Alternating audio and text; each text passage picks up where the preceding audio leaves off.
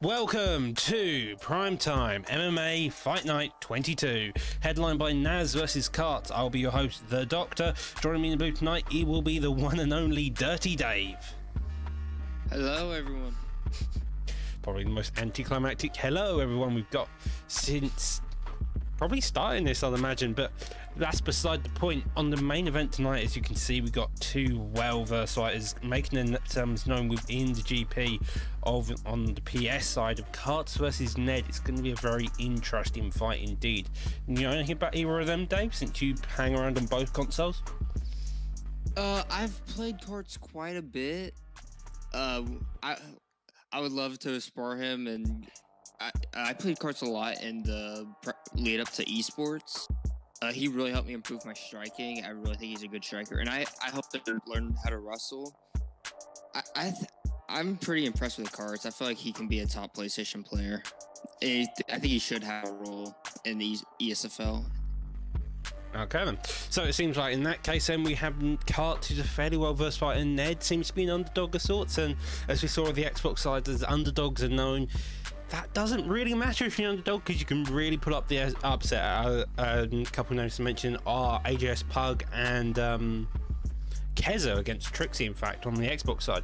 That being said, looking through the rest of the card, we've got co-main such as Great Miss versus FSK Tadpole in the lightweight division. That's going to be one hell of a strike fest. Moving down, you see you've got Warbsy versus Tabarak, a recent addition to the camp such as myself, so it'd be nice to see how Tabarak actually does against such a well-versed opponent of Warbs.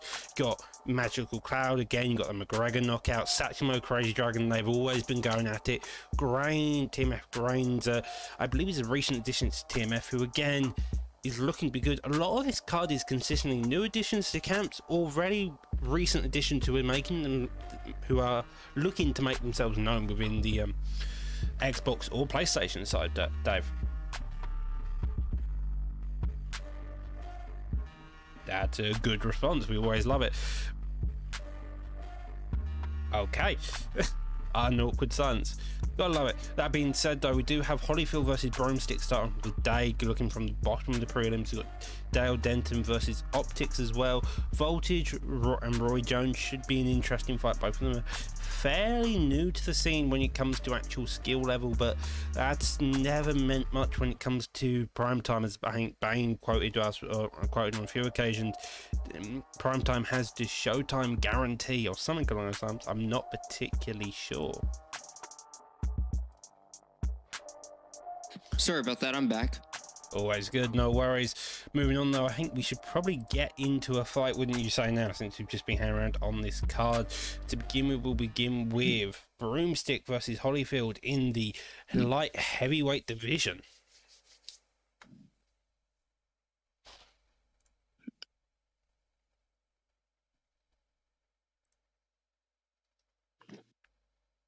Dave, are you still alive? Yeah, I'm here. Okay then. Touch of gloves to begin with, and both of them starting fairly out similarly.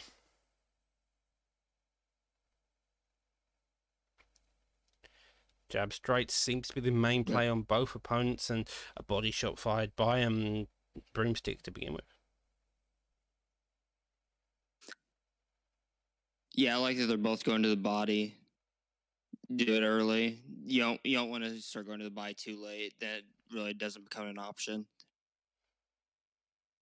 Well, Kenya is starting to fire back with those leg kicks as well, as it seems to be a bit of damage and this way as well. Kicking someone's leg out may be a good idea, just so the fact you don't deal with that heavy power from either opponent.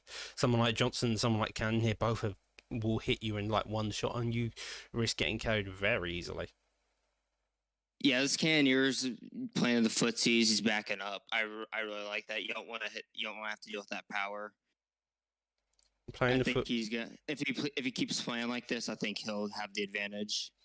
Well, you say he's having an advantage. He is with the leg health, and he is partly with the head health as well. But you have got to notice that the stamp of Holyfield is going down slightly lower. The Broomstick is getting a couple good slips. Finally checks the kick, fires a head kick, and doesn't getting to land cleanly. Lovely body straight there, though.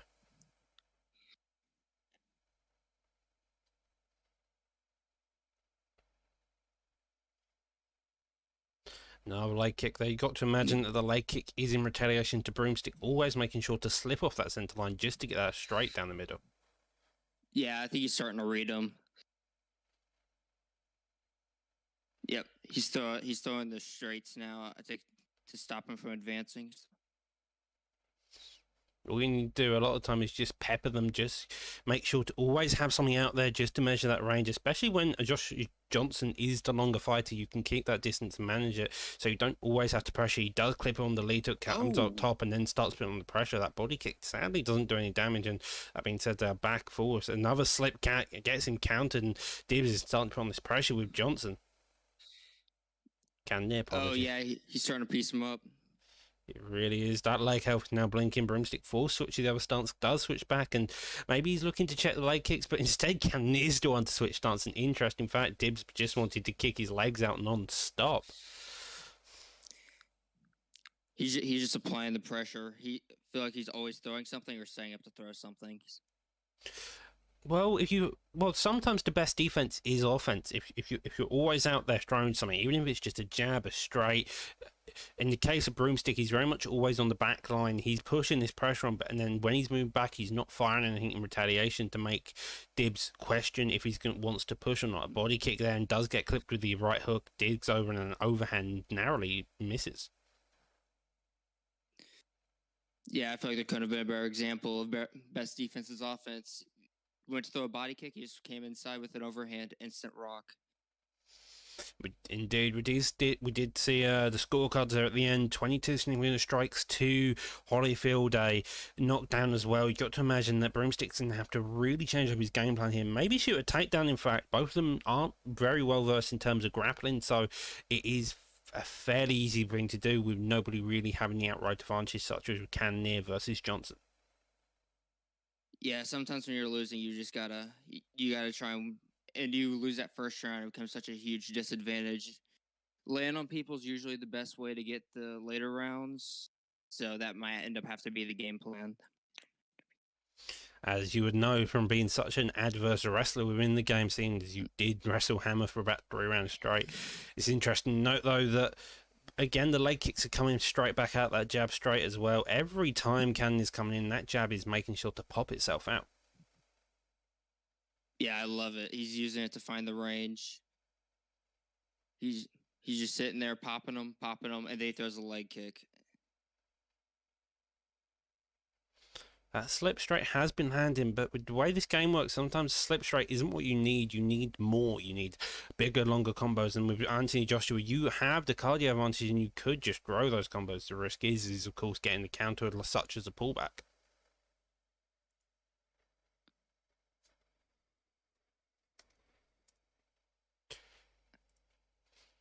Jab straight, lead hook, and Broomstick now starting to put on this pressure. Cannonier is suffering really badly, and he needs to start finding something just to make sure he actually gets his distance back up. He was succeeding earlier in the round, but now you end up with the low stamina of Cannonier maybe playing a real impact in how Broomstick's going.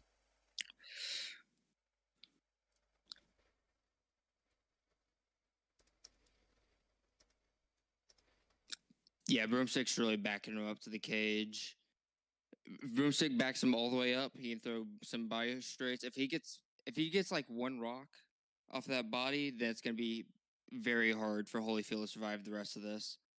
Yeah, the body rocks are one of the key aspects. Even if you've had very such adversity early on, if you can just get a body rock, normally that's cardio can ruin it. So in UFC 3, the cardio played a much bigger impact. In this game, not so much. You can still fight off it. Even more so the case when you come in these high divisions where both of them have power and one slick counter can be the end of it. Or as you see there with a massive head kick, and now he's starting to put on his pressure. Exactly what you wanted to do after you saw the last 2 minutes of bit fighting off the back foot. Yeah, I feel like he might pick up the pace now. I feel like one well-placed hook can rock Broomstick at this point. That rear leg of Cannonier has been constantly out. Time after time, he's fired a jab, he fires a straight, always making sure to tap him with that rear leg every time he comes away from the pocket. A hook does claim and digs down to the body. He probably needs to start thinking about different combos after he's stunned just to make sure he can actually get through the block. Yeah, I would just throw a 4-piece at the head, hopefully. hopefully just hit that block. That's all you gotta do. That leg is finally got checked though, as we saw a bit earlier. 20 seconds left on the clock. Dibbs on the back foot. Did get a knockdown. I'm not sure Broomstick managed to get a knockdown. So he's 2 rounds down, you would have to say. And with that being said, we've got enter into the final and 3rd round of this evening. Yeah, I don't know how comfortable he is on the floor, but I feel like you just want to lay on top of people sometimes, and now would be the perfect opportunity to do it. I kind of disagree, because in this case, they're both very much well versed in the striking. Broomstick seem to have gained a bit of momentum coming to that end of the round, as well as the fact they've both got heavy hands. The leg kicks have massively dulled Joshua, so I think it's just Johnson. Sorry, so I think it's just massively the case of just playing it brute force and just hoping you manage to land some big shots, especially 2 rounds down. I don't think grappling's going to do much. You're not looking for a decision; you're looking for a finish. That's where we disagree, but it all depends on how the fighter feels. Indeed. It's always a case of what you're going to do in the moment. Sometimes people need a corner to decide. Other times you can make it up on the fly, as we both know that sometimes corners are the best thing, sometimes they're not. And with that being said, the jab straights, the Broomstick coming out, already setting the pace of this final round. Yeah, I think he knows he needs a finish, and he's going to try and push the pace here. He is indeed a jab straight. He did seem to set up a combo. I would like to see Johnson actually fire a couple more combos. We've mainly seen 2 pieces. If he fires like a 3 or 4 piece, he may be able to work his way through that block, especially with the power. Yeah, I'd love to see him throw double jab and then go in with a 4-piece. It should be enough to rock Broomstick if it all lands. Does fire an overhand, that right kick coming out again, that lead took, checking that head, and with so little head health and block health, he's just hoping to move his head off the center line just to get anywhere near close. Dibbs is just happy to play off this back foot. He's just jabbing him in the face. This has been a contestant of jabs consistently throughout this fight. Yeah, and I'm loving it. It's such a technical fight.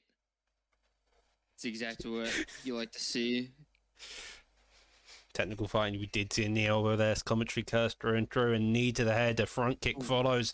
A jab straight. A leg kick. And Johnson's hurt. He's somehow managing to do it. He did get dropped by a jab there. The headroom finally catching up to it. The uppercut drops him massively. And now he's in a risky position. Dibbs does play nice and drag him down. Side control gets Knight into sprawl.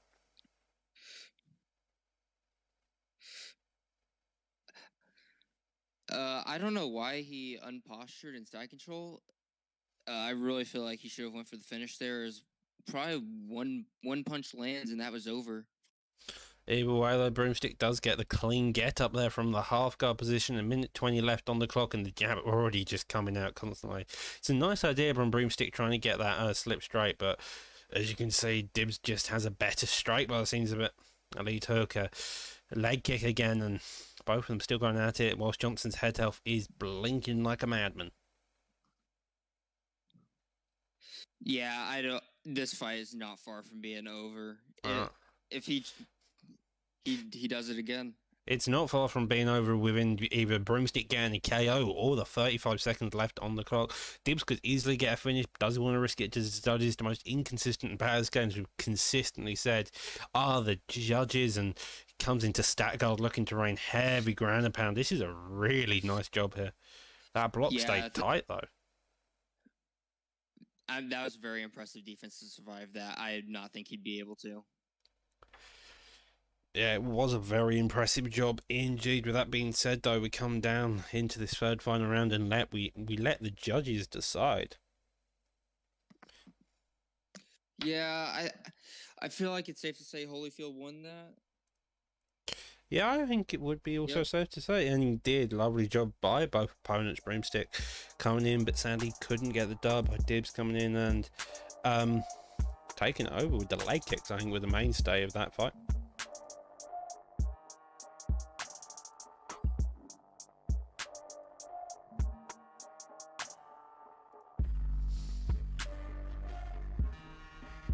The Following on from that fight, though, we have the infamous TMF Dale Denton versus Optics. Should be an interesting fight. Optics typically a striker. Dale Denton is a mental person, to be completely fair. He has the cardio of a madman and he will not stop for anything. He will get punched in the face and he will non-stop come at you, I think is a safe way to say it. Yeah, I don't know a lot about either of these guys, but we'll see how it goes. We'll definitely find out after this fight then.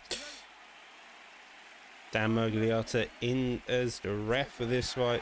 Ferguson and Poirier should be a very interesting fight indeed. Yeah, I feel like their character picks kind of tell you all you need to know about how they're going to try and play this. Yep, you got Tony shooting the takedowns. You got Poirier's going to want to stand up. Well, the Optics puts him straight into rubber guards. Lovely job there by Optics maintaining control. Does get the stat guard though, and opting to land some nice ground and pound, getting some early damage off.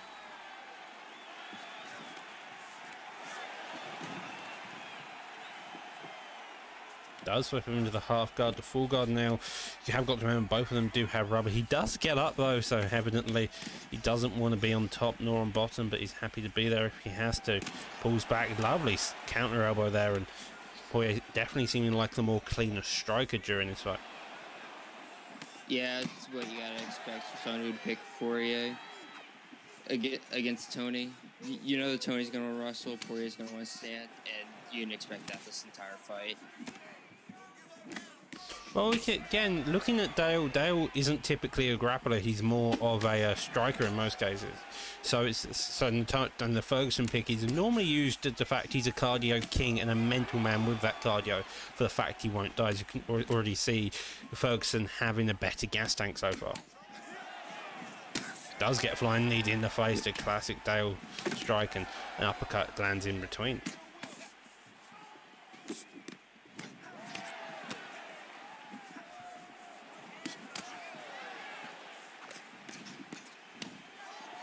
Poirier's looking to push the pace. I would agree. He's definitely seemed like the more active striker. He's going to walk down. He's with the pullbacks there. He's also firing. You've got to imagine he's looking for the counter. But so is Dale Denton, landing some clean shots. The pull elbow narrowly missing there. Yeah, I like the seven on that pull elbow. It came very close to landing. You can probably expect that later in this fight as well. Another takedown shot. The stamina of Optics does get drained from the takedown. Multiple attempts, does go for the unplatter, does get the 9. And now Ferguson in his full guard, quite content by the seems of it, just to sit here and just do a couple punches. Does get sweep though. I like that reversal. That was well set up. He faked twice to gain the GA. It did the quick half guard sweep. It was beautiful. There we are. Poirier back on the feet. He's evidently looking for the top position, gets the reversal, and then starts doing on the feet. Dale Denton, on the other hand, does clip him, shoots the takedown again. This is a very interesting fight, to say the least. Yeah, it is. We gotta see if this Tony's able to hold down the Poirier. He hasn't been able to do it so far, and he hasn't been able to land much.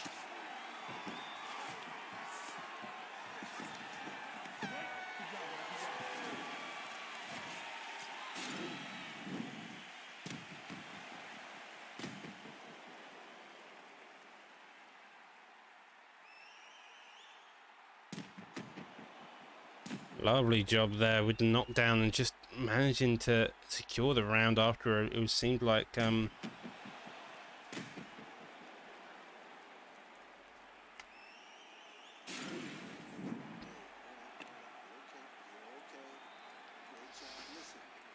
waiting both of them in the corner. You see that Poirier is slightly cut on the nose, and sadly it doesn't mean much in this game. Wish it did, but hey ho, just the way it goes.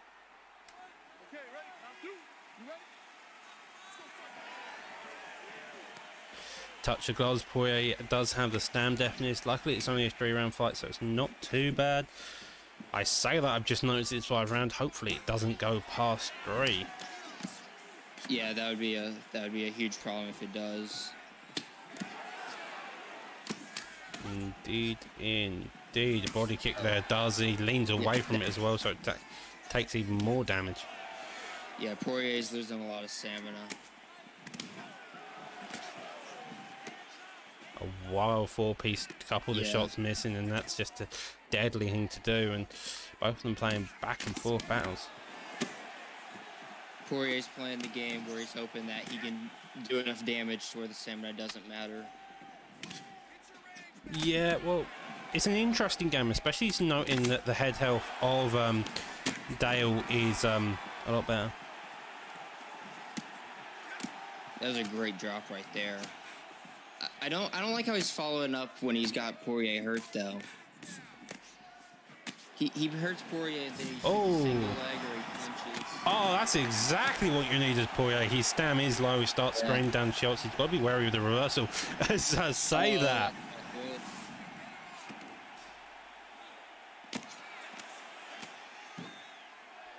Lovely duck there of the shot. Poirier in a dangerous position here. Low stam and on bottom against a Ferguson with a very high stam, in fact.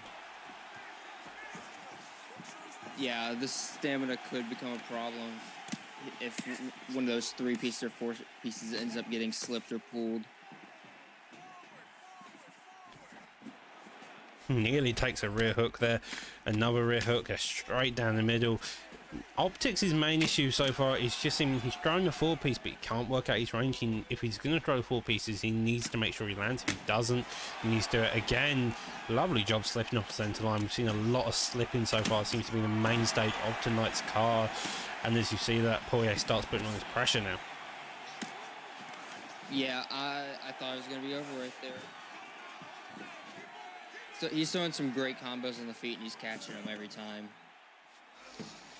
Well, he's catching them now. Yeah, I think the question is, will the stam play a role impacting this last minute coming into round 2, especially against someone like Ferguson, where you can just start raining down bomb after bomb if you have the stam advantage, although the head health is blinking, to be fair. It could become a problem, but as long as Poirier doesn't throw a 3 or 4 piece out of range, this should be fine. This is true. All you need to do is just wait patiently, stand in front of your opponent's face, and then just fire a check hook off of 1 punch, as we saw there. Does get the rubber guard with only 15 seconds left. I don't think this really means much, and even then he just gets to make sure he stays back in full guard so Dale can't do any more damage.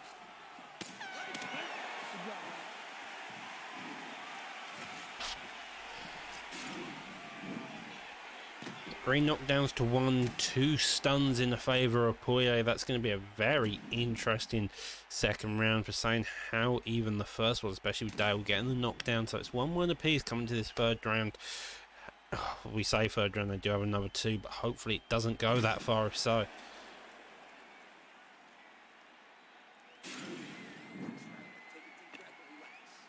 I feel like this whole fight's just going to come down to, can Poirier play it safe enough and not get countered? This is his to win, I believe, as long as he doesn't get countered. Yeah, I would agree. You know, the stam is also fairly high. Does go touch the gloves. Dale not touching gloves. That's an interesting thing. Also, I've just noticed is, as you can see, Optics started out where he was against... Oh! Well, forget what I was about to say. Seems like all you need to do is a slip hook like Caliber had. And with that being said, I think Caliber's in the booth to join us on that note.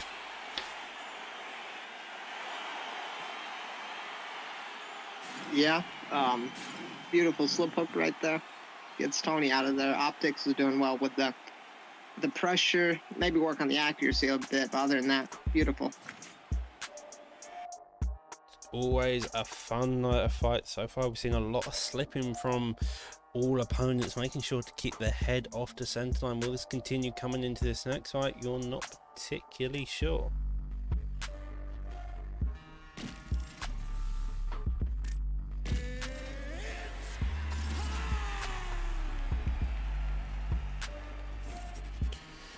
Next we have Gold Vultures versus AJS Roy Jones. Should be an interesting fight in the welterweight division with GSP versus Thompson, if I'm not mistaken.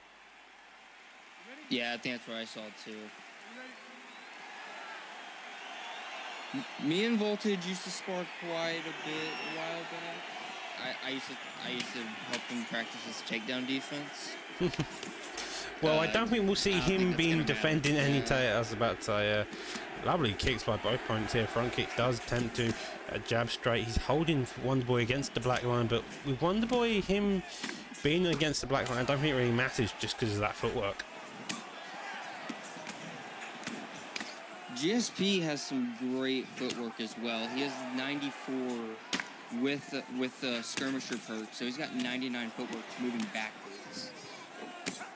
That was a lovely combo there, whipping the body kick and then coming in with the rolling thunder. I think, as you probably know, another body kick there. It seems to be a battle with the body kicks here, looking to see who guesses that first. Sadly, we can't see Voltage's stamina, which is a bit sad, but that's sometimes the way it goes.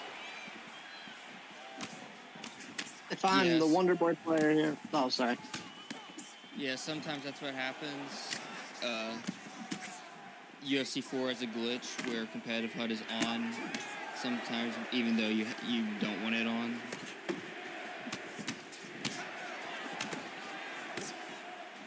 The Thompson player needs to watch out. Missing a lot of kicks, and then the air and head movement, it gets caught like that with the X kick and the switch. Indeed, I would definitely say it seems to be the mainstay of GSP's tonight is just the body kicks. He's working a lot of the body head movements, the jab straights to the head and then kicking the body straight afterwards. Wonderboy having a bit of difficulty actually getting his distance down, does get clipped by that hook, and now a body straight lands there and a switch to go and axe kick in retaliation. That's going to really gas out Wonderboy, that GSP, but he's not careful. Oh, Oh, what a perfect switch kick after Wonderboy tried to pull. and he gets him out. Wow. Oh. Wow. Looks like Rod Jones got caught with the head movement. Switch kick hits the chest. It's it. Gets the drop and ground and pound finish.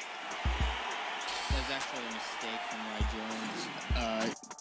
There's no way Voltage could have finished him with one punch, and the GA bar was at half. All he had to do was hold the right trigger, and he would have pulled him down after that strike. But he slips into a hook, and that's what did it. Yeah, well, I mean, also on that terms, we saw another mistake of it's the classic pullback on a body shot. That's a big one you see a lot of the time, is that someone goes to pull back expecting a headhunt strike, and instead they just get body kicked, and it just massively destroys their body. That's happened to me. My biggest upset that I've ever lost was off of a pull body.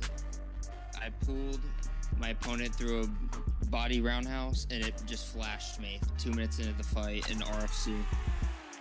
Sometimes that's the way you go. You make mistakes and you learn from them. With that being said, we have AJS Jake Paul versus Kevin P in the bantamweight class. Well, this is going to be interesting. Nope, our screen's gone green all of a sudden. With that being said, though, Kevin P as Sean O'Malley, Jake Paul as a Jake Paul calf. Can't say I'm surprised, but hey ho, we'll get to see this interesting matchup.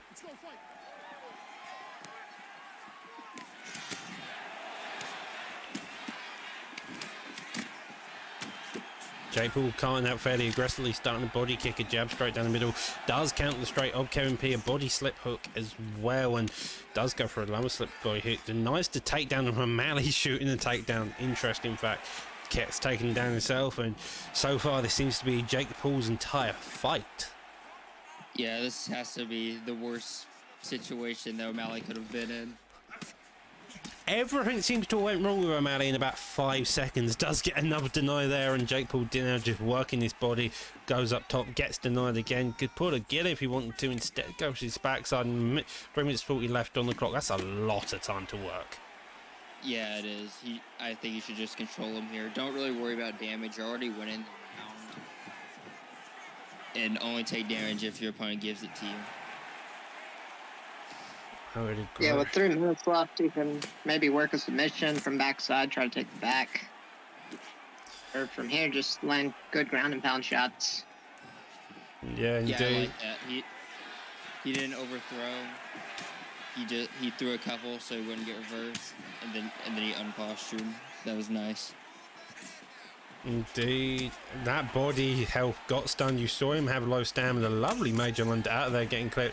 O'Malley starting to try back and nearly got countered. Again, lands a lovely overhand. Both of them seem to be able to land clean. A question mark kick, wild, a front kick in retaliation. Head health for Jake Paul fairly low. That body strike coming down. O'Malley firing back in retaliation. It's really hard to fight some of, I would call sporadic with these random kicks. You saw the lead spinning high kick right there. There's a wheel kick. It's just really hard to predict. As I said, beautiful body shot counter. Just 3 body shots in a row. A Paul uppercut would have worked if he could block it, and he doesn't. Narrowly gets into the half guard position, and here we see Jake Paul in a very more dominant position than we saw in about 3-minute 40 mark. Yep, it's well known that Jake Paul is a very elite wrestler. Well, it seems like in this case, a Steph Destiny against O'Malley, he does take top mount and a minute left on the clock, and this is definite time to get some heavy ground and pound in. He has already won this round. He got the knockdown early on, and I'm not sure there's much else he can do right now to make sure it's secured to round caliber. Right now, I just stay. Half guard's one of my favorite positions. You have side control and mount available along with the ground and pound. From here, just I would stay safe. Don't catch a submission late, especially since you're winning the round very dominantly. Looks like he's gonna play it up from full guard. It's a fair enough game. As long as you steam fairly calm within the full guard position, you're not going to risk very much. The main issue is, as Caliber said, is the submissions and also the reversals in some cases, Dave. He was being a little more reckless than I liked right there with the ground and pound. But that works for some people. That's just not my style. But, I mean, he was laying good damage. It works for him. Some people actually want to finish the fight and not go to a decision. It's also late in the round. Go a little crazy. If he gets a mount reversal, oh well. Time's out. Yeah. Another body shot there. Front kick in retaliation. So far, Jake Paul seems to be working this boxing as well as the ground and pound. O'Malley, on the other hand, seems to be trying to kickbox. The boxing, on the other hand, is working. You did see his gas out, and he got a body shot again. Oh, big body. This is a lovely job here. Takedown was a good bet, but again, he got caught, and the body work is looking like the mainstay of Jake Paul's game here. I was about to say, those body shots have been very effective, especially after he slipped that front kick early in round 1. They got him the drop, and he's continuing to apply the pressure with those body kicks in specific. The uppercut lead hook, he fired a couple times. He did a lovely counter there. He's gassed already. The body shot, and he gets clipped on top with the other hook. Yeah, Sean O'Malley's fighting off the back foot, but I don't think he wants to. I feel like he's afraid to box with the Paul calf. I feel like in this case, realising the type of fighter Jake Paul is within this fight, O'Malley probably wasn't the better pick. You've got a lot of other picks within bantamweights, such as Jan, TJ, Font even, Aldo as well, who do have like good leg kicks, but they also have the ability to actually box competitively, which I think if you did choose within this case, it would be very much a more beneficial matter.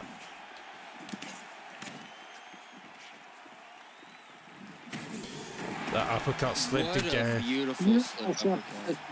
Yeah, trying to finish the fight right here. O'Malley ducks under, he gets half guard, but just trying to survive currently. That really is the case a lot of the time. After you've been dropped so many times, it's just trying to work your way back up, then fight the uphill battle once you're on the feet. Does get a deny there, that's always a safe bet. He has got to be wary of the body shots, although he does have that getter, as we saw there, getting straight into clinch for a minute 50 left on the clock. If I'm O'Malley right here, I'm just trying to look to counter at this rate. Anytime you're throwing a spin or those front kicks, they're usually missing and getting countered. So if he can do what Jake Paul's doing, try to work the counters a little bit, might get out here with a win. Oh, nearly ducked and ducking Roundhouse by being dropped. Full mount from the finish and taking a couple hooks straight and another hook to finish the fight. That'll be it. Very dominant performance. He showed off the groundwork, showed off the stand-up. Looks very good in that performance. Yeah, he just looks like he could do it all.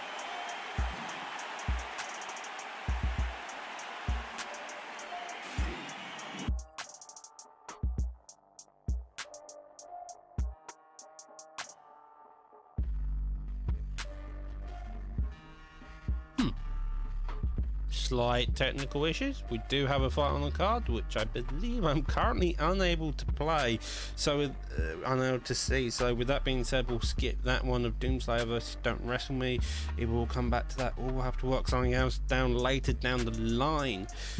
Up next, so we do have AGS Gamer versus LFC Lepo, a fun contender indeed to watch. From him in the GP, he did do a good job beating EK Issues after getting brutalized within the first round. LFC's up and coming camp. They have some really good names like the Dawn and mix-ups as well. And Lepo brings up boxing styles. You can see with the font picks, so it'd be very interesting versus Aldo.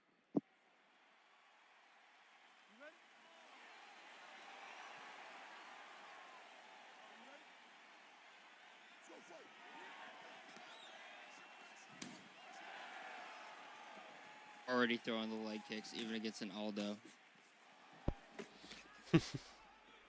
LFC Lepo staying on, but behind the Black Line. Rebel, on the other hand, just getting his face poked up with the jab, a hook to follow, and Aldo looking to kick out that leg very early on. Yeah, you can tell it's gonna be a battle of leg kicks. They want to make they want to take away the other one's power, make them slower. Hopefully, make them even go into the opposite stance, where neither fighter really has a great switch stance. Yeah, there is the case, but it definitely seems like, I imagine Font, if we can just get our jab working a bit more, he'll be able to stop those leg kicks. He's trying that jab straight and consistently landing. Although G Gamer does come quite aggressive in the pocket there, another leg kick check, and that's exactly what you want when you're Lepo. Does shit the takedown, gets it cleanly, doesn't know. Oh, beautiful denial. Yeah, Lepo's got to watch out when he steps in to the exchanges. Aldo's got a lot of power and get easily caught and then dropped.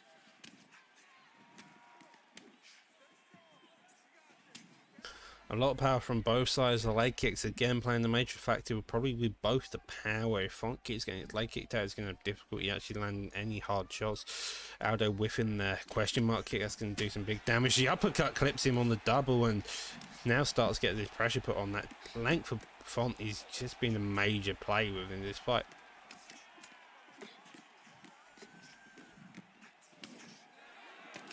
Yeah, it looks like early Rebel has struggled managing distance. You saw him whip an overhand earlier, then the question mark kicks. Right now, when Lepo steps in, he can easily hit him. And he is landing when he does, but when it's farther away and Font has the reach advantage, it's really hard for Rebel to land. Again, it's just that jab of Font is playing a major stay, Dave, and those leg kicks are also going to play a massive impact. Yeah, they are. I feel like the leg kicks are going to be the story of this fight. You have to give the advantage of the leg kicks to Aldo because he has the steel checks perk.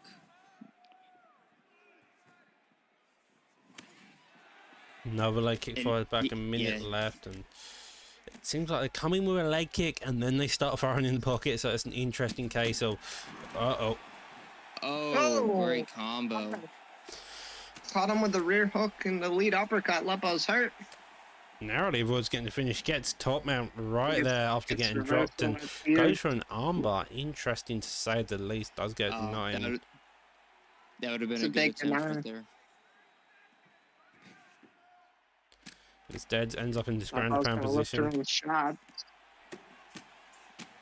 Oh, he's hurt. Wow. Wow. Lepo just rains the ground and pound, gets him out of there after scary drop, almost got finished, and came back. Well, I mean, that's exactly what we're going to do. It's the comeback idea. As soon as you get dropped, you want to get the punishment back, and in that case, Lepo did. He just got a bigger punish than what D Gamer could do, e.g. the knockout to finish the fight. What a turnaround. Lepo almost gets finished. He sweeps him, and then he just lands one top mount ground pound, and the fight's over. With that being we saw that. Sorry. Well, we saw that in the Grand Prix with Lepo. Instead of the ground and pound finish there, he got the submission, so you might have to watch out for that guy. If you hurt him, don't get too comfortable. If you hurt him, make sure to finish him. Otherwise, he will come back and possibly try to break your arm or knock you out. With that being said, I think this is time for KM Caliber to step out the booth and let me and Dave see how he actually competes after he's lost to Pug in the featherweight division against LW Havoc.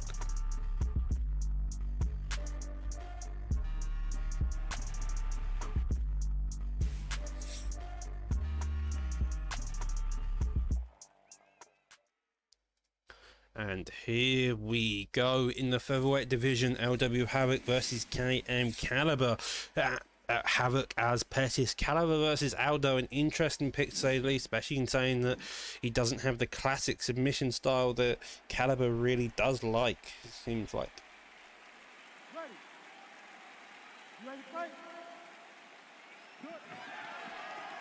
Touch of gloves to begin with, and a jab straight misses, body kick, and lead hook to counter, and both of them starting fairly aggressive to begin with. I'm intrigued by these picks. I know Caliber doesn't really play Aldo, and Pettis, you never really see people play Pettis. You don't see people play Pettis, but again, I would say it's probably one of the mainstays of the KM camp. You have people like Intro and Adjust, even Valentine, in fact, who do enjoy using the odd Pettis, although the bantamweight is the preferred pick, so you could definitely see an Aldo pick playing being the mainstay within the KM camp.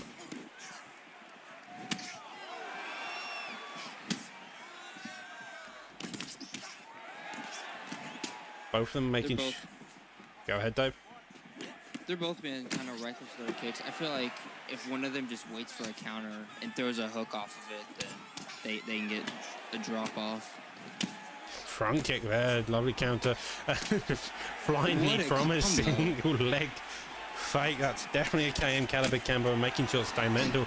Question mark kick over the top and a lead body teep to do a leg kick there as well. This is like really aggressive, both of them staying fairly competent on the kickboxing. Yeah, this has been a huge kickboxing battle right now. He's throwing that jumping spin kick a lot. I feel like that should get sidestepped. Yeah, it probably will do. Even you don't even sidestep it, as long as you just walk around towards the rear leg, you're going to give it an issue. An uppercut nearly follows, and Caliber just scattergunning shots everywhere on Pettis' body. Yeah, it was a beautiful sequence from Caliber. He went head, body, body, head, head. Super clean.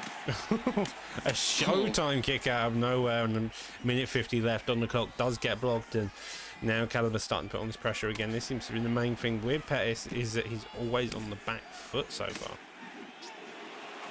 Yeah, that's kind of how you expect from. Oh, if that body hook landed, that would have been a rock. Flying knee attempt there by Havoc. A spinning heel kick does get clipped on Aldo's side. Aldo gets kicked in the face on a cartwheel kick, and a minute left on the clock. And so far, it seems like Aldo's fight, although he has faced some adversity, with Havoc definitely maintaining a very competitive fight to some extent. Yeah, head kick. Caliber's trying to get too flashy. Quite possibly, and that's one that his Caliber's known for. His favourite fighter is Kevin Holland, so you can only imagine that is the case. The armbar attempt here with 25 seconds left on the clock is staying fairly tight, but it does seem like the escape bar is imminent, especially with being halfway compared to the submit bar of about a quarter or so.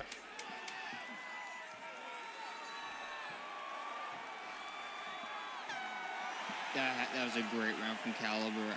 I feel like if he just comes out playing what he did and not getting flashy, then this will be a pretty dominant win from him.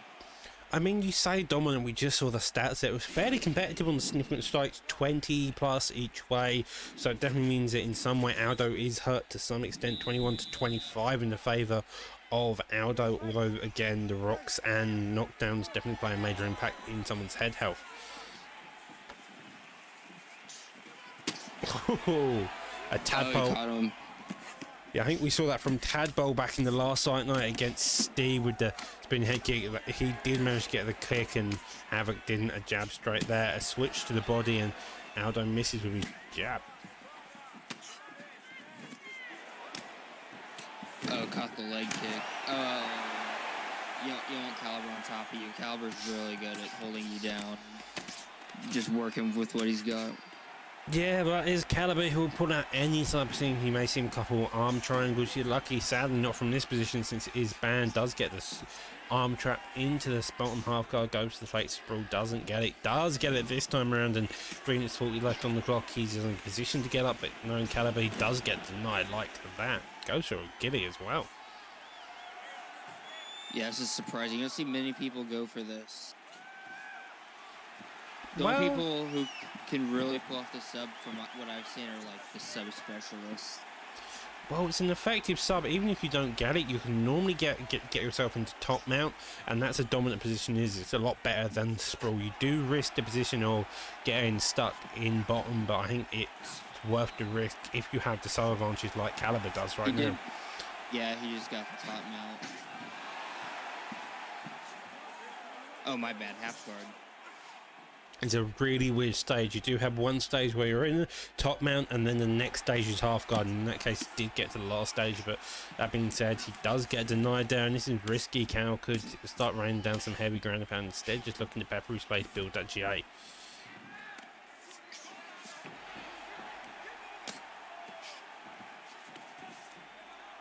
It's interesting. I'd like for- to see Caliber try and posture. Yeah, There you go. Start straight, spamming him straight down the middle, looking to rain down heavy shots.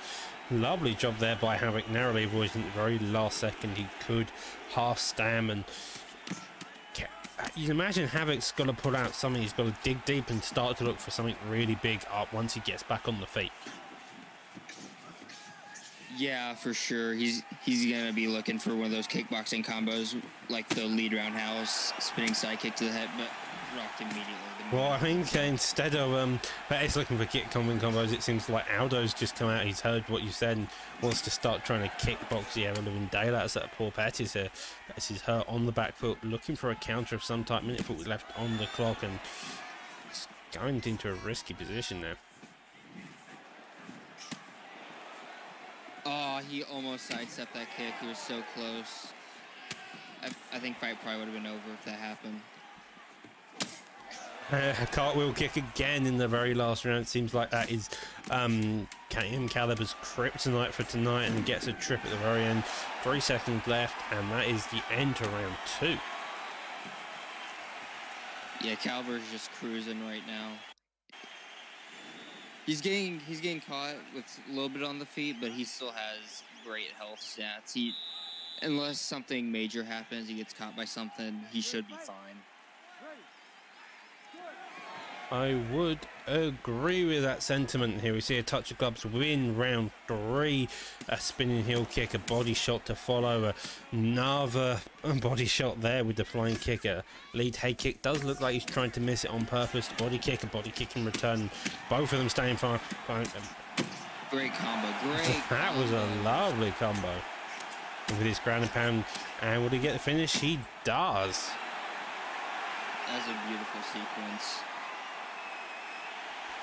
It was a lovely, beautiful sequence indeed. Getting that body straight into that lead head kick. It's very clean, especially with using someone who's got such clean head kicks such as Aldo. Yeah, I like to play Aldo quite a bit.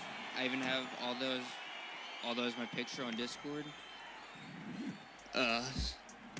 He's got some great kicks. You throw those body kicks, throw the head kicks, step the leg kicks. It's really some good stuff.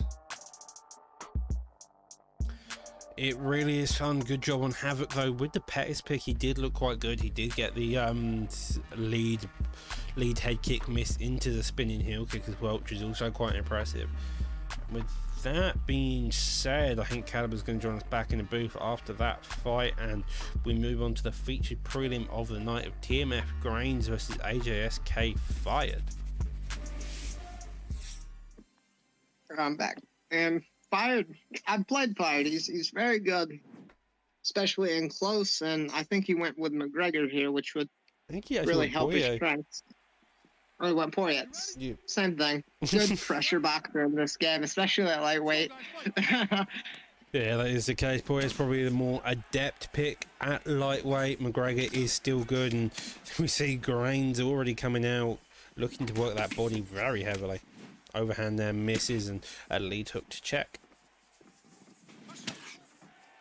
Fired coming out, throwing some wild kicks, it seems, and Dustin doesn't have the kicking advantage per se in this matchup, but he can still hurt you from outside boxing range. I think McGregor just needs to advance once he thinks before he's gonna throw a leg kick. Throw some hooks. It's gonna be bad. Well, so far McGregor's clipped him several times with lead hooks. I feel like if he just keeps to that boxing, doesn't worry about the actual kickboxing, since Poirier seems to be a bit more adept at doing such, he just needs to keep it in close, use the power of McGregor, and just start winging shots at him. Of course, make sure to keep him concealed so you don't end up getting countered. On the other hand, Dave.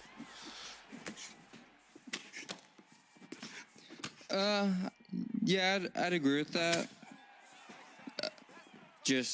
I feel like both need to be very careful right now. Yeah, especially in this matchup, both characters are really strong. Got high level punches, high level kicks, and fired earlier. Got caught going to the body. McGregor left uppercut, instantly dropped him. So now he's trying to fight his way back into the round. Ooh, that was a big dart. Luckily McGregor didn't counter him. Poirier still on his feet. Does get the pullback counter there and nearly gets pullback counter himself. That's the second time the McGregor's had an opportunity to counter a roundhouse and just hasn't done it. The first time he threw a hook from the wrong side, and the second time he just didn't throw. Lovely job there, denial. The top mount does get the denial on the half guard. A minute 50 left on the clock. Poirier definitely needing this takedown, but so far has yet to actually be able to move from this position. An undeniable. It was a good takedown.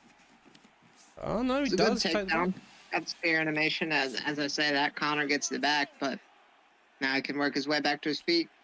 Maybe not. You never know. McGregor's have been known to grapple, and with that being said, he takes the back again. Looking for the back mount. AJS K5 getting the back, and then he ends up in this full guard position. Lovely job by K5 maintaining the top position after getting his back taken.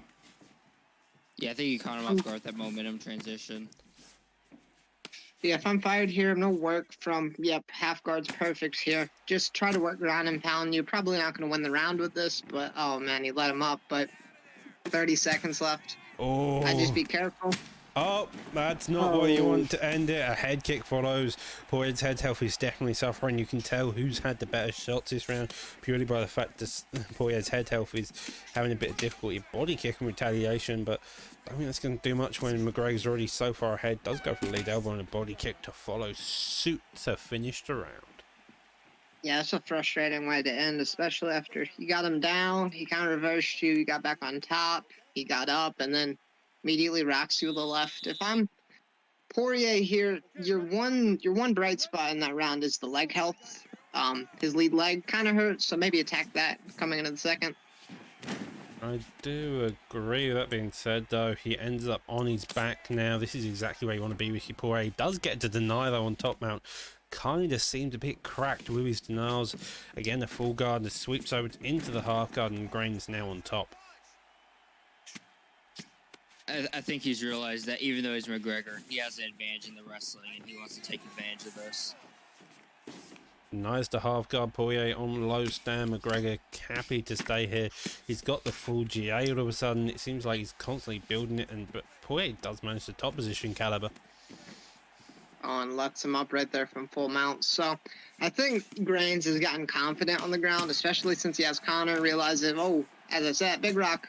But he's realized he can hold him, he can get up from his feet, so now he can just kind of strike without any real threat of that takedown.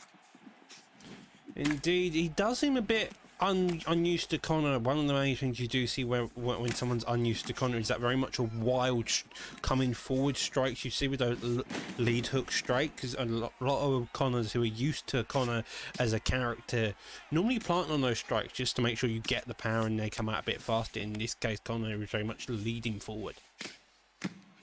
And Grains with the takedown right here maybe doesn't want to get caught with these overhands Fired is throwing, so he's going to take the fight to the ground and say, hey, I can hold you here even though I'm on Connor. Couple elbows does get put back into half guard. 2 minutes 20 left on the clock. A couple of knockdowns in favour of Grains, if I'm not mistaken. Poirier on the suffering feet. He's got to dig deep, as I've said consistently throughout this the card. You got to dig deep and you got to find a shot to finally put your opponent away. Yeah, that's 100% what has to happen. He's down really bad in this fight. His head health's at like not even half. One good hook from McGregor rocks him. He's got to get a counter of some sort. That is the case of McGregor's power. He does bother to get over to half guard. Interesting, especially when you know how fucky the judges can be, that you decide to go for a grapple approach. Maybe we know something we don't about these two. Have they fought before? We're not sure. That being said, though, McGregor now in the full guard position gets to deny on the armbar or get up and then into half guard, Dave. Yeah, just doing whatever he can to control him. He doesn't have to play safe like him. Oh, he's going for a sub. I was about to say, you say a counter earlier, but Dustin has a lot of subs that are not with other characters. I'm pretty sure he has a twister. I might be wrong about that. But also the Kimuras, and he's got the rubber guard. So Oma platters, go-go platters. He's got a lot of stuff you can pull off. Indeed, as you said, he's also got his sub offense in general is quite good. Gets to reversal with the final minute as we end the round, and you got to imagine, Caliber, that Grain so far has won the first two dominant rounds, and it's going to be an interesting coming into this third and final round. If I'm fired here, you just got a joint sub, kind of felt out his defense. I would probably take this fight to the ground and maybe look for a joint submission. That's really the only thing I'm seeing. McGregor's already recovered after the last round. His leg's fine. His head health's fine. There's the double leg from Conor. Lovely job here. I think this is just him trying to show that he's better than Fired in every way. I would agree, but I would like to see McGregor strike a bit more. I don't want to watch a McGregor grapple. If I've gone to watch a McGregor fight, I want to see him punch people in the face. Like, this is impressive, don't get me wrong. Poirier is having a very difficult time, especially with saying how good Poirier is off his back, such as rubber guard. But if you're going to watch a McGregor fight, you want to see someone get punched in the face. That's true, but he's being safe, doesn't want to get clipped with anything, and nothing wrong with landing ground and pound. I mean, if he gets to mount or maybe side saddle, he can rain down ground and pound and finish the fight. So from here, he's looking good.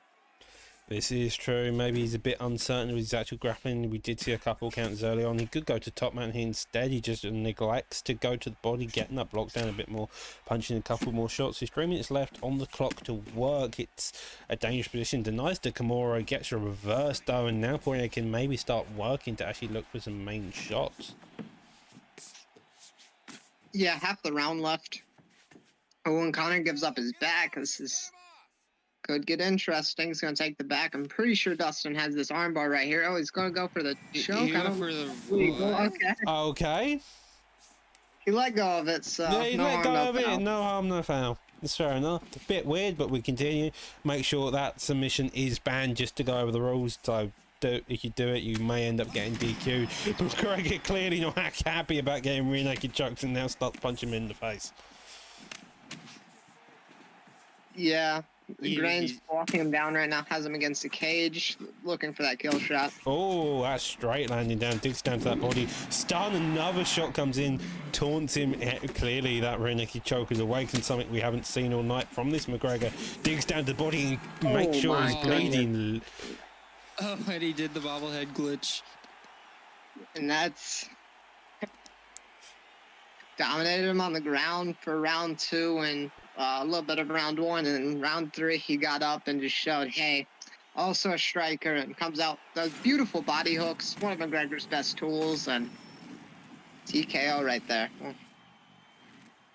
If he ever went up to the head, then it would have been an instant drop, so he had to respect that he couldn't block low.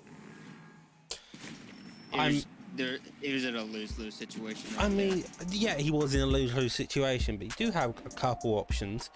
Block the body, or maybe even just try an uppercut, because if someone's going to dig down to your body 5 times in a row, an uppercut can do it. With that being said, though, we're on to the main card already. And I think this is, personally looking at this card, one of the key fights that stood out for me, obviously Great Mist and Tadpole co-main, that's going to be a war, but Dragon Satch, now these guys fought a couple of times in different leagues, and this is actually their trilogy match. It's going to be very interesting to see the picks from these two, who are probably familiar with each other. Yeah, they're probably both familiar with each other. I think they fought once within this league as well as another, I'm not sure which. And with that being said, we're in the featherweight division. Volkanovski versus Aldo pick. Volkanovski going towards Satch, Aldo going towards Dragon. You can tell they're familiar with each other. They fought 12 times with Dragon winning 8 of them. I mean, yeah, you would logically assume Dragon would be the victor within this match, but it's not always the case. Ranked fights don't mean anything. You could be up to someone 20-1 and still be able to beat them within the one moment it counts. It's not about sparring, it's about when it counts is the issue. Touch of gloves to begin the first The round. lights, and we see Volkanovski Aldo. Now, Satch probably on the Volkanovski train after his decision win over Ortega. Got the buff. He has switch stance now, which is interesting. So he can be able to deal with those Aldo leg kicks. And Dragon, wow, already out the gate with that flying knee. Satch playing really aggressive. That body kick coming in, another leg kick to follow. Jab follows suits, another body kick goes there. Does get clipped in the head, and this is a very hectic fight. You can just, as I think we've all said so far, this fight, they are very well versed with each other. Yeah, it's so hard to deal with Satch's style. Oh, big flying knee. I say that gets rocked. Yeah, and I'll try to finish your thought. Satch is he can be a bit crazy. There's the takedown from him. Dragon denies it, but bit unpredictable. But crazy. His name's Crazy Dragon for a reason. You can see these heel kicks, these flying knees that caught him early. Their styles clash perfectly, and it's always fireworks when they fight. Indeed, the flip hook, a flying knee, another one lands. That seems to be Satchmo's kryptonite within this fight. Gets dropped again. Dragon having a very easy time controlling Dragon throughout this fight. Head kick there, Oh my goodness. that's massive. Oh, he's gonna get the mount pull. And a top mount. Oh, and is he going to get a finish? He doesn't. But Oh, Dragon close. has no head health. Satch He is could have in punched his block one more time and it would have been over. lovely Yeah, it was block tight. there. He's already, but he did well right here. Just got in the mount, almost got finished. And look, he's already into the guard right here. He's gonna look for an armbar, which Dragon's low stand. He's gonna have to watch out. He's got plenty of time for this sub.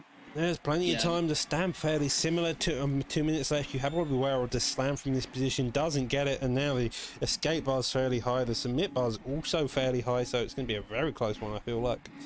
This sub gets stronger right here. When you pull the legs over, he's gonna be able to maybe punch right there. There it is, and this is gonna be close. Very close. That escape bar looks like it's out, and he doesn't get it, and Oh, does. wow. Okay, then. The Satch with the first round submission after almost getting finished. Dragon looked up hard on the feet, but got to the ground. He went from mount to full guard, which is pretty good, and got the armbar.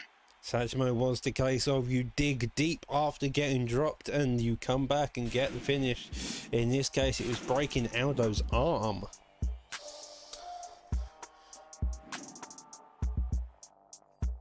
Moving on to our main card, looking at above, we've got Magical Lad versus Megatoni, Cryptic Optics versus King Amazon. Both of them are PS fighters, PS fight, so it should be an interesting no. With that being said, let's get straight into the Magical Cloud fight in the heavyweight division.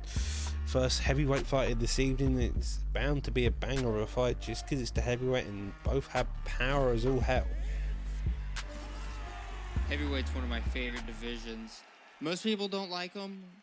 They usually go middleweight as their highest, but I go all the way up. Light heavyweight and heavyweight, super fun. Heavyweight's so slow though, I find, but sometimes you do get the power. Curtis Blade versus Cormier Megatoni up 1-0, but as we saw with the Satchmo Dragon fight, doesn't matter if you're up or down, you can still get the win, Caliber.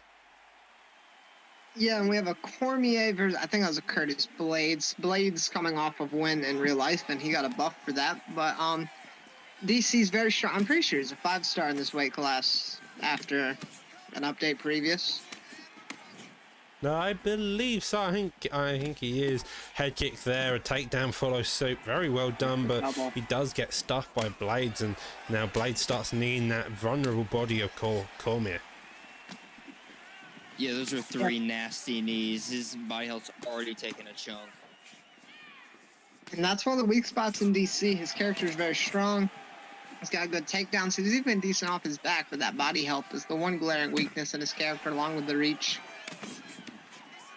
The double up pulls back to narrowly avoid the clinch. Slip hook does clip him, a body shot in return. Caliber. So far, DC's putting on his pressure, but having difficulty maintaining him against the cage. Well, it's hard, especially since you have to come in and Blades fires back and he pivots out, and all of a sudden we're at the reset range, and he's got to find a new way in. Now, his double leg was well timed earlier, and I think that was Megatoni with a good defense, so maybe he'll look to go for there again, or he might just stay on the feet. As I say that, there's the ankle pick. Gets him down. That was timed very well. It was when he was least expecting it.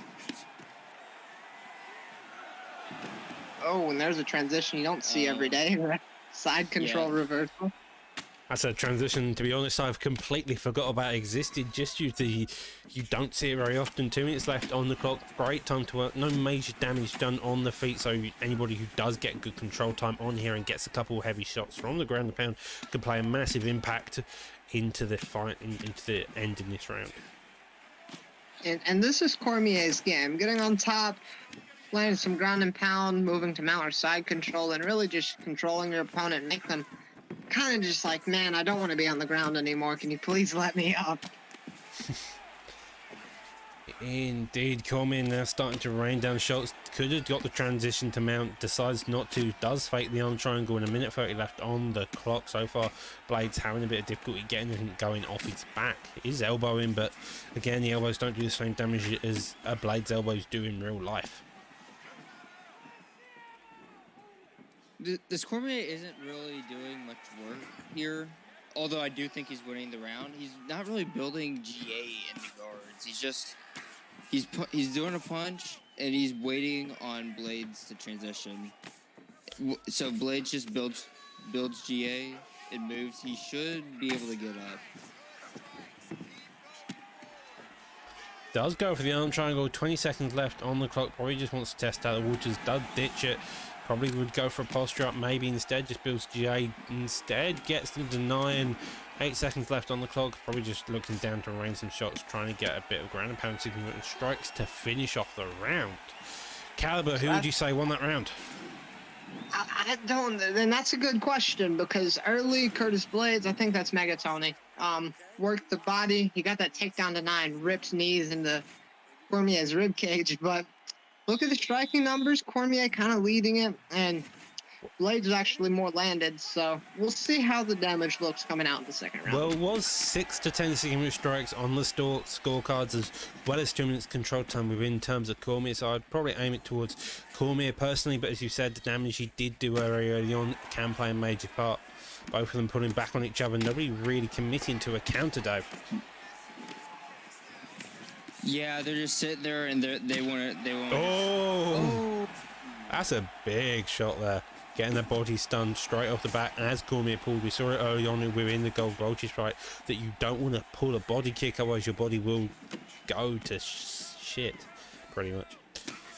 And that's a big thing. You know, some of these fights are really competitive. There's not really a big action like a rock or a knockdown until maybe late in rounds, or even here round number 2. So especially when it's heavyweight and it's so slow, that might play a big factor in who wins this fight. Another body kick fires, Cormier misses the hook. Double hooks by Blades. There's 3 minutes left on the clock. Gets the single high leg and slams Cormier on his back.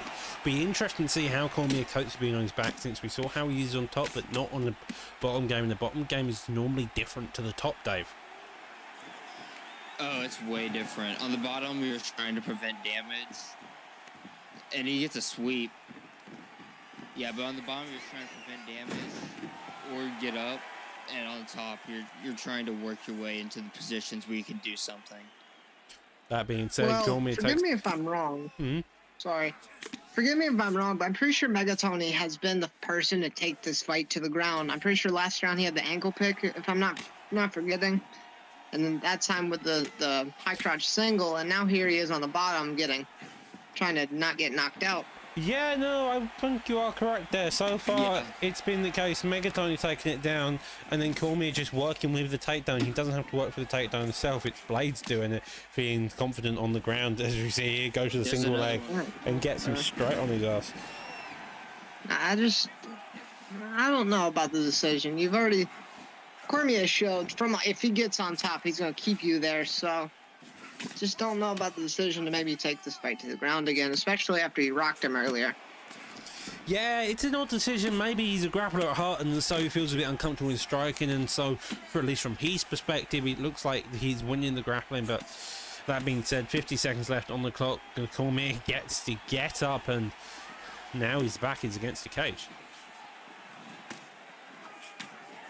Yeah, but immediately he backs up Megatoni. Oh, That was close.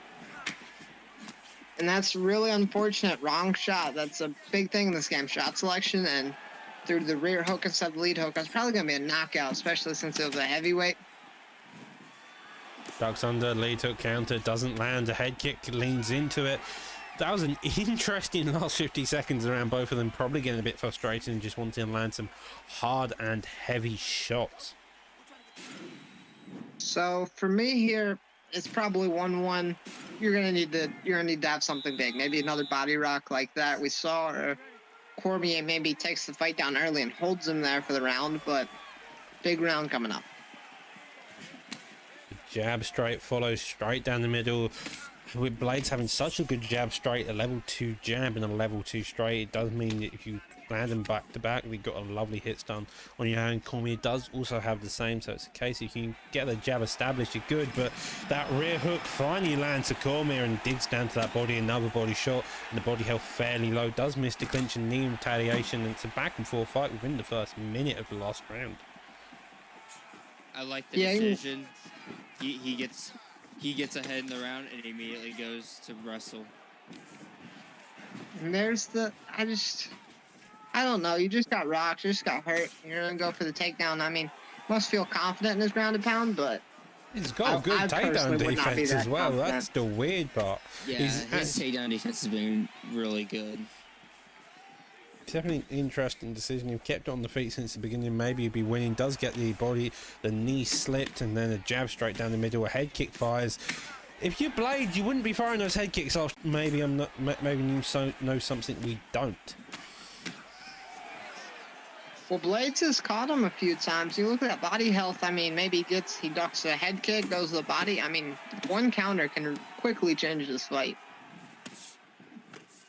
Lovely block on the body. Does get a slip though, and doesn't get any major damage from it apart from the head health. And I think this may just end up being a boxing fight with a couple kicks thrown in to close out the round in the last 2 minutes. Megatoni's looking really uncomfortable. He's backing up. DC's just throwing what he wants, mostly being careful now that he feels he's ahead. Yep, and there's the takedown, and late in this fight, that's huge for Magical Cloud after already getting the rock earlier. Might secure the fight right here. Yeah, well, Magic Cloud has been the one putting on his pressure within this final round. As you said, he got the rock, and he's now got the pressure with this takedown. Without him being on the ground, this is going to be a major key step in making sure he could the victory. We've possibly been 2 rounds up if we're really being generous. Yeah, Tony's got about 15 seconds here if he wants to get off a late submission. Other than that, he's got to find a way up and maybe try to finish his fight. Instead, Cormier slipped round into the side control dive, and I just don't see Megatoni being able to find a way of actually getting the finisher. No, I don't think there's a... Yeah, DC's just going to camp the get up every time. This should be over. Good ground and pound defense, trying to make sure he doesn't, just little small victories like that, The only issue now is, will the judges be judges, or will they be UFC judges? It's very interesting. Who knows who won the first round? And I've had some experience of getting some unfair decisions. It's just the way it goes. This is why you need to finish your fights. As Great Mist always says, finish the fight, don't wait for it to decision. Ladies and gentlemen, after 3 rounds, we go to the judges' scorecards for a decision. All 3 judges scored the contest 29-28. Declaring the winner by unanimous decision, Daniel DC. They gave it to DC. 29-28 unanimous decision. And that was Magical Cloud, and one of the best things you can do in this game is adjustments. Lost that first round after the clashing and with that boxing, took the fight to the ground in the second and the third, and won the fight. I would agree. DC made some perfect adjustments throughout that fight, and it just played a key role in doing that. That being said, we lead on to our next fight between Cryptic Optics versus King Amazon.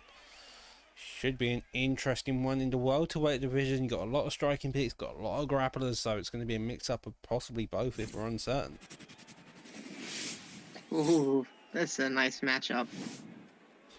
Vicente Luque, the submission master and kickboxing master, versus George Masvidal, boxing, kickboxing, and a bit of wrestling if you really need it. This should be a fun matchup. This is a fun matchup. Now, I don't know about you, Dave. I'm pretty experienced in the Masvidal end. He's got great boxing, but I haven't used much Luque in this game.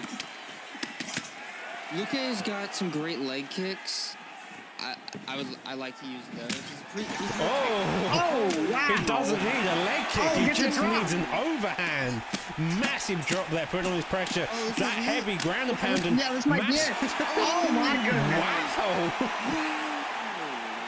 49-second KO. Came out. Well, he missed a kick, right? Yeah, no, he missed the kick. I think he needs to body one. Wow.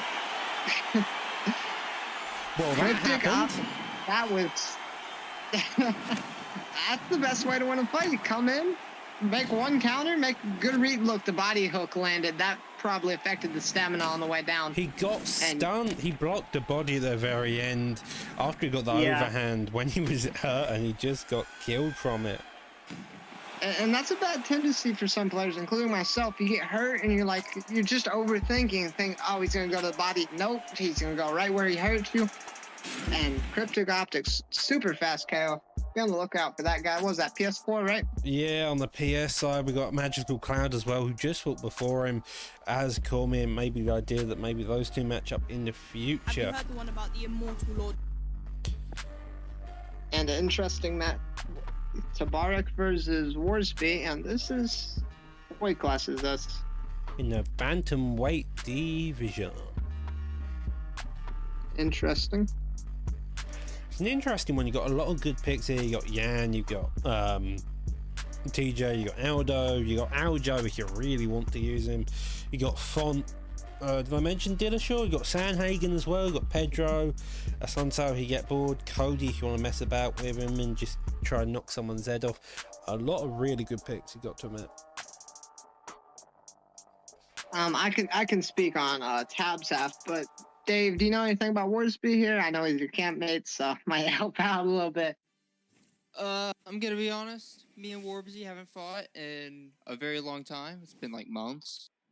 I don't know a whole lot about him. Well, this will be interesting then. It should be good. We have seen him compete within PT a few times. He is kind of known for having a very good start and then kind of suffering in the later rounds. Although he can make a comeback when needed, he does start quite aggressive here. Tab missing the front kick and the leg kick in retaliation by Warbsy, flipping it off with that body jab and a leg kick to go. We may see a lot of Font trying to kick someone's leg out here tonight. And I would say this is the most common matchup at the big takedown early, but this is the most common matchup here. Jan mirrors or Jan and Font. And if you're Font, you really want to use that reach and catch Jan coming in. But I mean, if you're on the ground, he's got pretty nasty elbows and a few transitions such as crucifix right there. Well, the interesting part here is that Font's got a couple of Kimuras and is very good in the Kimuras. On the other hand, you have Peter Yan, who doesn't actually even have an arm triangle, which means his basic orthodox chokes are quite low level. So he's definitely built in the wrestler.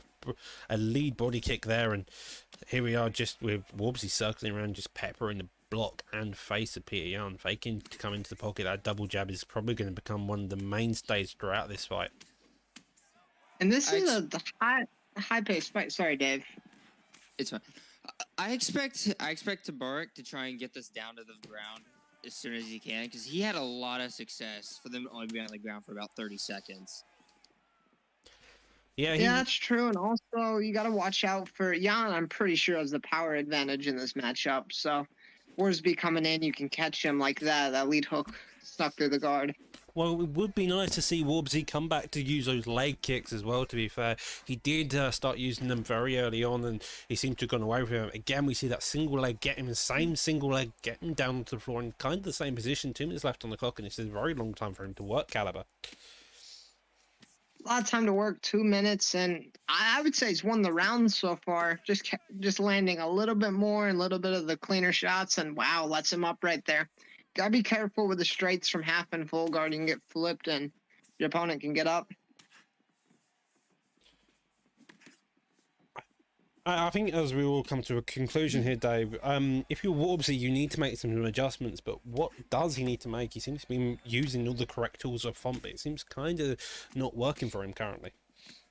I feel like he's slightly off with his range. Yeah, he's throwing hooks in the pocket. I don't like that.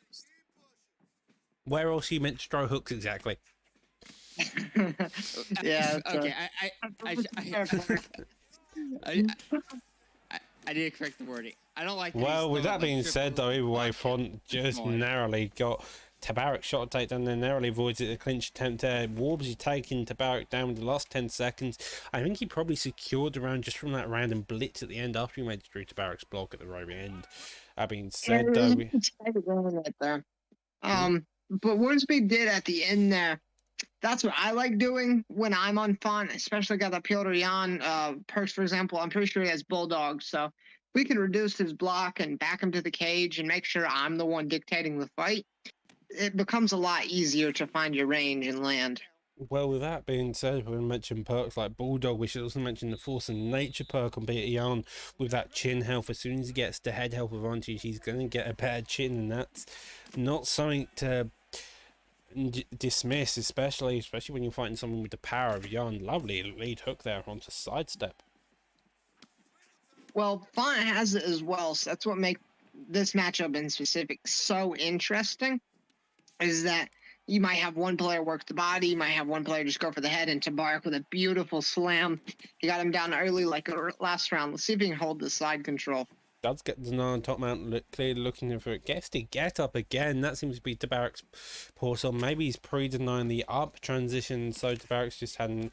So Warbsy's having an easy time getting up. Another teep there, and Tabarak, although seems to be the more active fighter, is ending up on his back foot quite a bit. Oh, Warbsy feels like he's got it. Definitely. Yeah, and I think Tabarak feels a little just pressured is the correct word here. You saw him get that pull counter, but he wasn't quite sure of himself, and he didn't release that uppercut. You have to be conscious with these things. Beautiful deny. Warbsy might be feeling himself here in the second round. He does seem to be feeling himself, especially he's just been able to, he's figured out the distance of Rob Font and just seems to be able to come in and out, poking that distance and managing it correctly.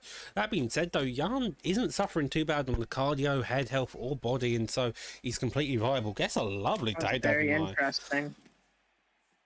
Yeah, Warbsy, that was interesting, right? He threw a straight lead hook into the double leg. Maybe I was watching wrong, but gets the takedown here with 2 minutes left. I don't think Yan has a arm bar, so right here is just controlling him. Indeed, he takes the top mount position. This is a dangerous position B. 2 mounts left on the clock. Does get the get up. You have to maybe think the denies on both of their part to become a bit of an interesting sketch. Switch kick dig to that body. A teep follows suit. A 3-piece there and another switch kick in retaliation. Well, I feel like there's a lot of tension here. You see Tabarak, he's definitely pre-denied. He wouldn't be getting up that side control get up in specific. So maybe just calm down a little bit. Just try to slow the fight down. The grappling is the correct choice here, but just got to be a little bit more careful with it. Indeed, you just got to make sure that you aren't pre-denying, that you maybe stay patient and start reading your opponent before you start pre-denying. Pre-denying is a viable method, you just got to make sure you're reading your opponent correctly, otherwise you do get up quite easily, like we've seen with Warbs. Again, both of them come back and forth within spin. We've seen a bit more spinny shit, another spinny shit there with the back fist, and a jab poked out, just trying to figure out the range. Yep, and there's another miss from Tabarak, and you can tell the my goodness. That happened. That did happen. Looks like Tabarak, he he used the wrong weapon right there. He used a body kick, I'm pretty sure. Yeah, used a body kick, And- getting clipped by the lead hook, and sometimes the way it goes in these fights is you can make sure, Yeah. as you said, just making sure to use the right Before- weapons. Before he took my words, I mean, I was about to say Worsby was feeling himself right there. He was landing, Tabarak wasn't, and he finished the fight with a beautiful rear hook. With that And being said, though, lovely fight from both opponents, but let's move quickly onto the co-main event of this evening. Great Mist versus the newly appointed FSK Tadpole in the lightweight division.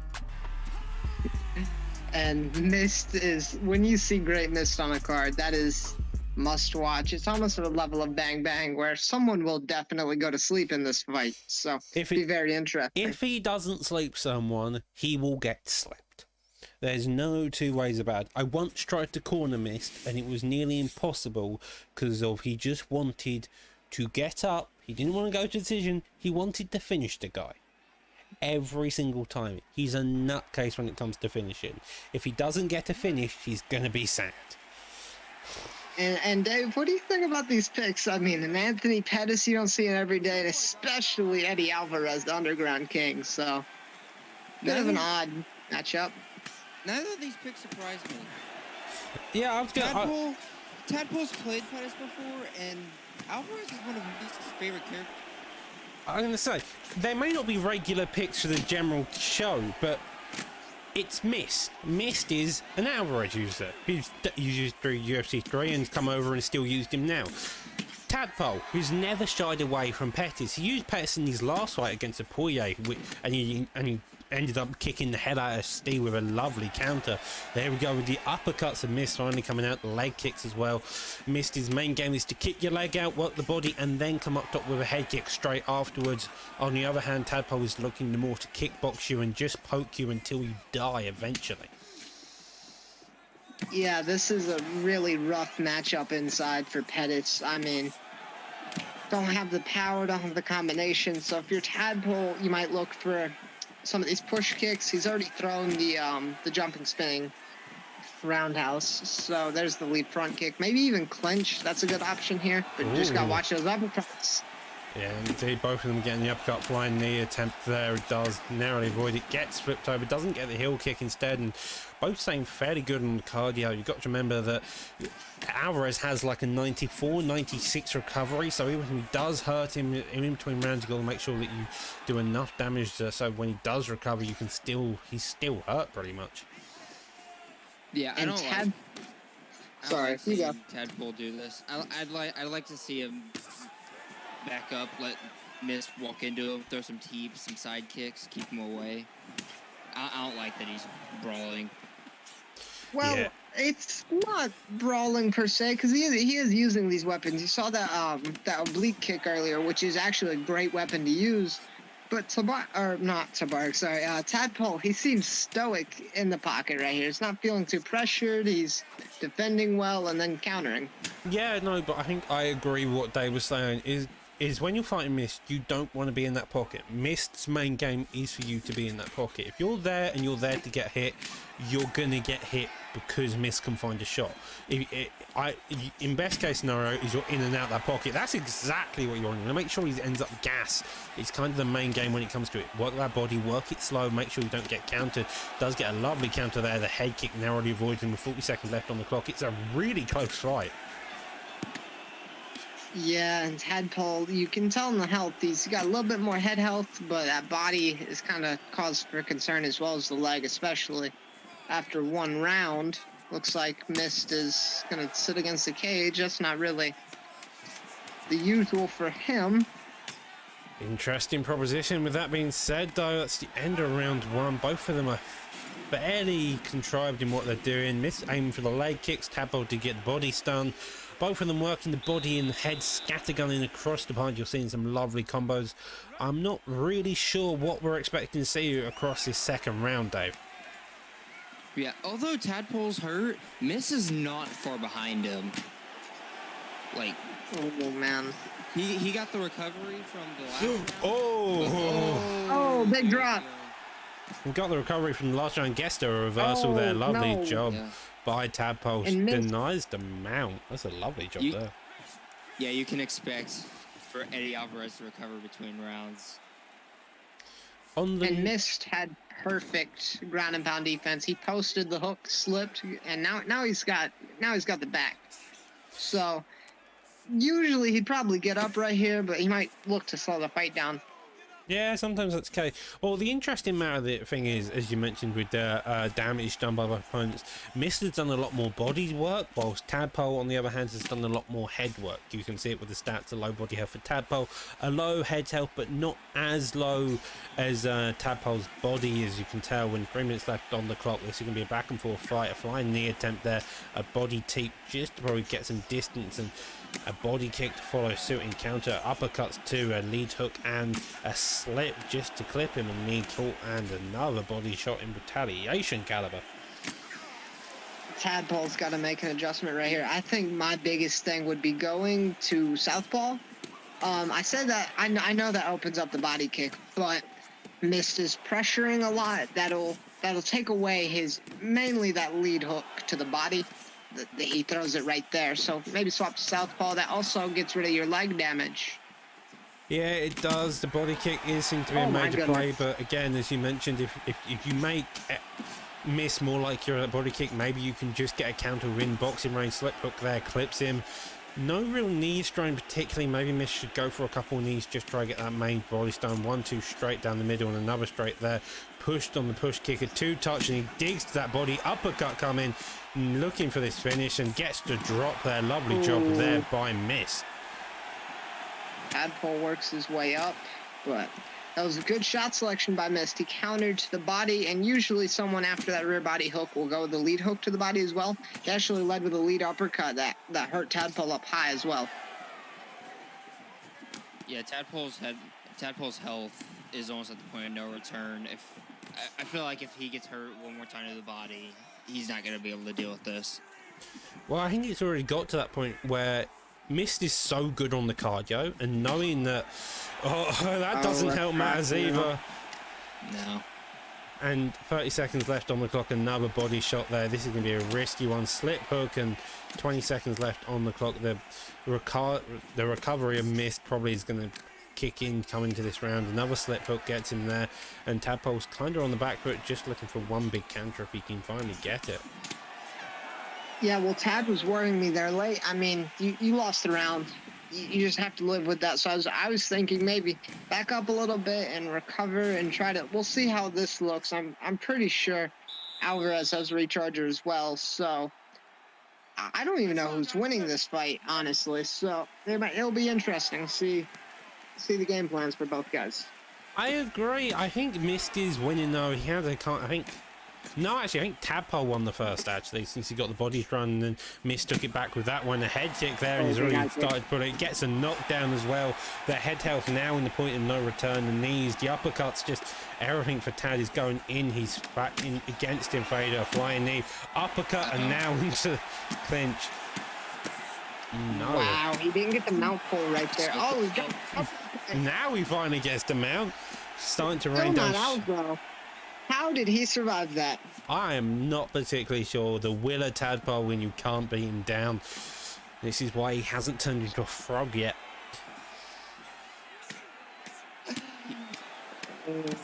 That's some heavy ground and pound.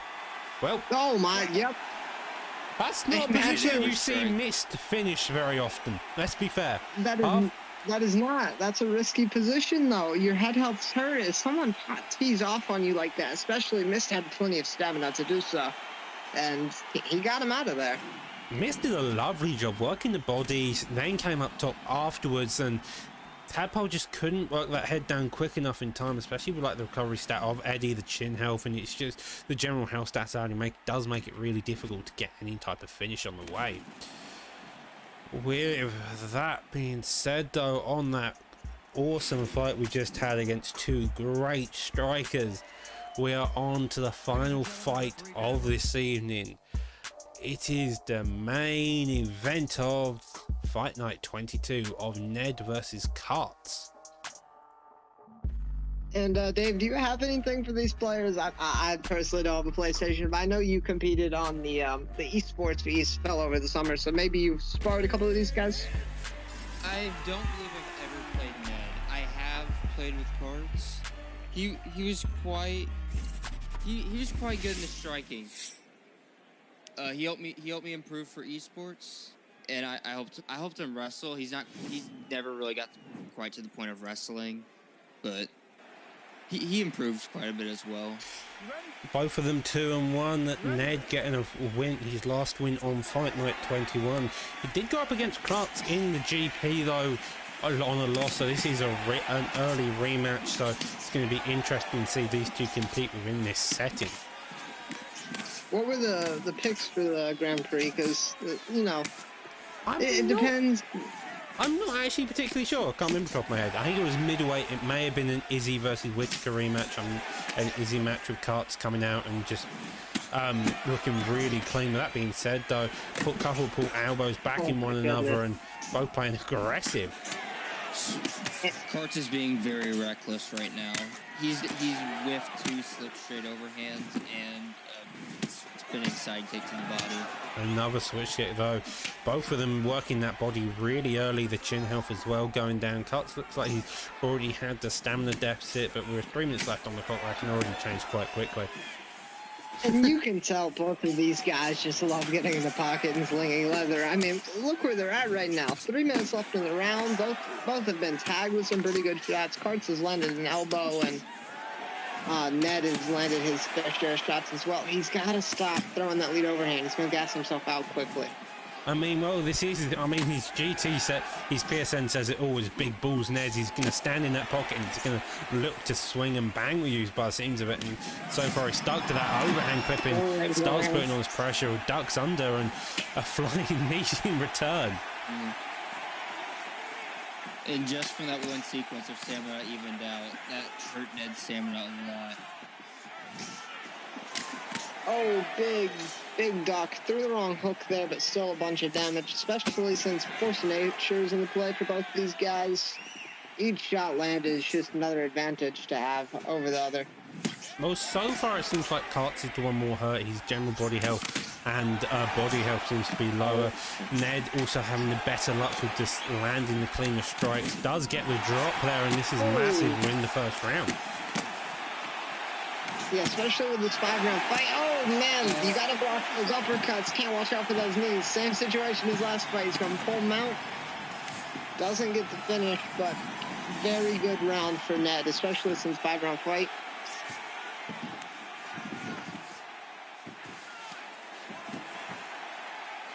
It was a good job getting to sprawl, then holding him there.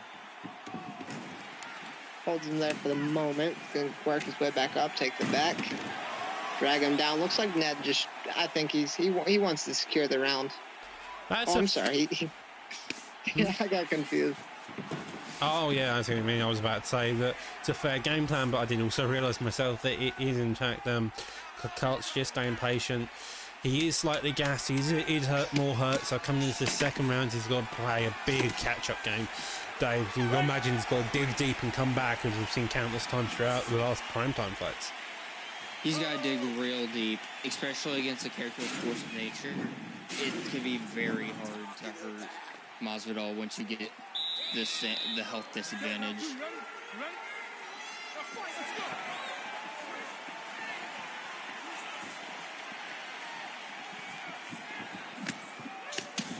Lovely overhand there, and does whiff sadly, but a lead hook in retaliation. Ned playing fairly aggressive, digging to that body, a counter elbow, and so far both of them are kind of going back and forth. Takedown there by Karts, and that's probably what he needs early on, Caliber.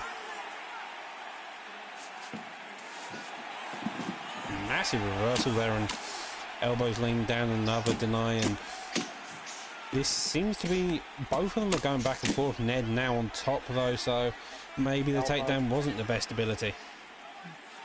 Yeah, it was a great takedown. It's so sad. Karts checked a leg kick and tried a double leg off it, got him down, and immediately got flipped.